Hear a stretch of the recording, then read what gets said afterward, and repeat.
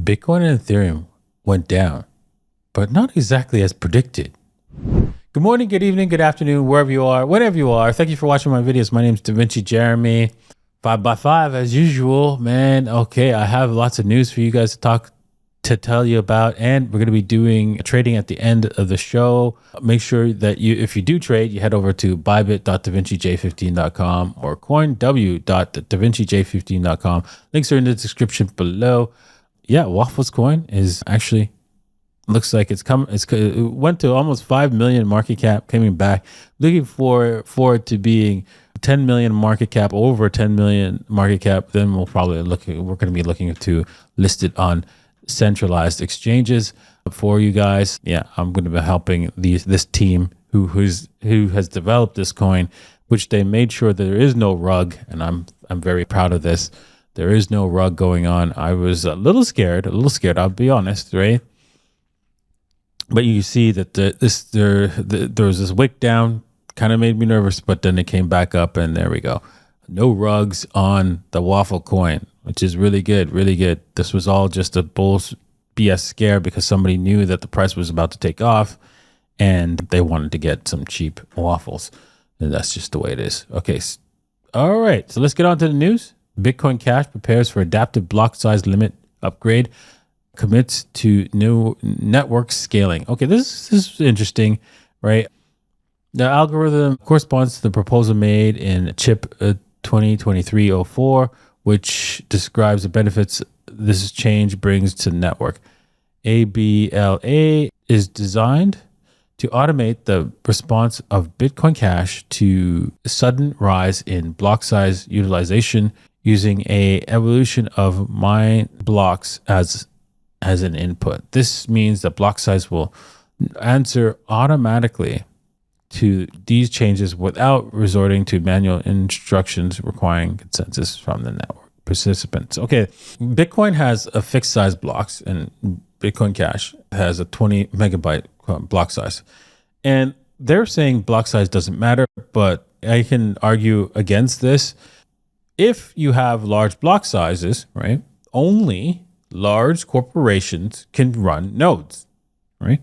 Why is that? Because you're talking about massive space. I mean, you can get into the petabytes really quickly, not into terabytes. Outside the terabytes, into the petabytes really quickly with large blocks. If the network is used, of course. So, then that means that only certain people can run nodes, and then those people have to comply with the law. And we see what happens when people have to comply with the law over here.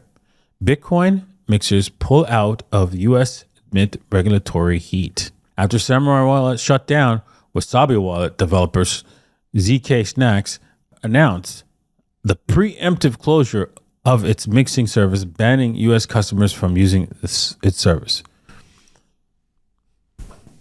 This is why you can't have large blocks, because eventually, large corporations will have to be the only ones having nodes.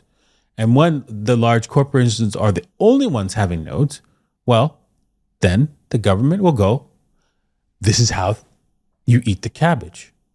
Right? And if you don't like it, you go into jail. How's that? Right? So, in order to avoid said situation, the Bitcoin has small blocks. Real Bitcoin. Hardware wallet Trezor followed suit on May 2nd, announcing that its mixing service was also going away. So it's going to be going away on June 1st. You won't be able to do mixing on Trezor. I never used it myself, but this is the kind of thing that ensures that we need some sort of privacy for Bitcoin itself, with the government strong-arming companies like this, left, right, and center. And if you're thinking that nobody has gone to jail yet, but yes, they have, right? In February 2023, Sinbad Bitcoin Mixer was revealed to be a rebrand of the Blender Bitcoin Mixer, which was previously shut down by the federal regulators. By November, Sinbad was also offline as the website was seized by the law enforcement. There it is. Perhaps the well-known mixer Tonetta Cash was shut down in August 2022 after the U.S. Department added the Ethereum mixing service to its specially designated nationals list. Well, whatever that means.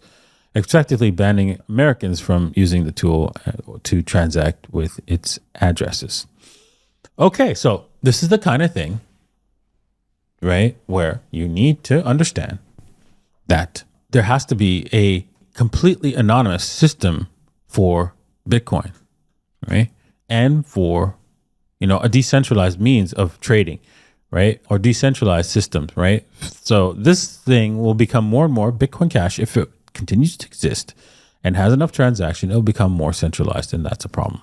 Okay, I'm going to finish it off with Warren Buffett sees no alternative to the US dollar reserve currency. Berkshire Hathaway holds almost 200 billion in cash. Now, I understand, right? If you've got 200 billion, if you can sell $200 billion worth of stuff, how are you going to do that in an illiquid market? Or basically Bitcoin is illiquid to him. Meaning, right, although it's $1 trillion market cap, his total investment portfolio is like, just his cash holding is just, right, 1/5 of the total Bitcoin market cap.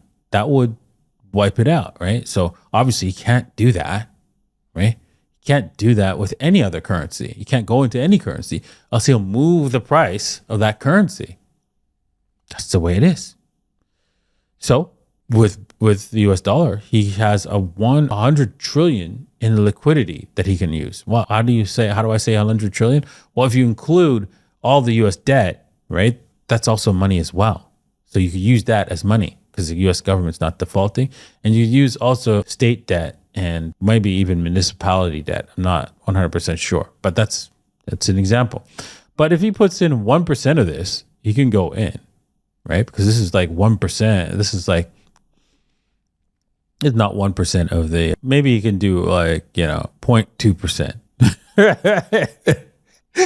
of the same ratio, basically. And, get into Bitcoin, but he's not going to. Okay, with that said, let's get on to the TA for today. Wow. Okay, let me just zoom out a little bit and show you what happened yesterday. We got wicked out. I got stopped out heavy and hard.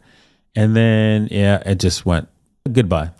And so looks like Bitcoin is coming back down, right? Ethereum made it clear it tried to wick everybody out, hit the 200 period moving average for the 4 hour, and then and is reversing heavy. And you can see where this is back in the green if you took this trade. So that's where we're at with Bitcoin and Ethereum. So should we get into a short here? Yeah, I think so. But I think maybe you might want to wait for another rise here in Bitcoin to reduce your risk here. It's a little bit difficult because you can see this was the rise here that I was looking for when it dropped, and I didn't get in and I missed this. And so we should have gotten in at this level here. I'm hoping that we can retest this area to wipe out the shorts and then go down. So that's what I'm going to be looking for. Some sort of like stop hunting, since this was a clear stop hunt, and I wouldn't be surprised if they do it again with Bitcoin. Ethereum has pointed the way. It's saying we're heading down. So I would think that we're going to make it to this level very easily. So hold your shorts if you're in one. Okay. Thank you all for watching. I know my trade was not exactly as predicted, but we are still headed down. We haven't gotten to the target, of course, yet, but I really think that Bitcoin will hit its target. We'll see. If it gets over 68,000, then, I'm completely wrong. And same with Ethereum. If it gets over 30, I think it was like 3,800, I am completely wrong as well. And the thesis that we are headed down to the levels that I mentioned in the previous videos. All right. Well, thank you for watching, and we'll see you guys tomorrow. Cheers.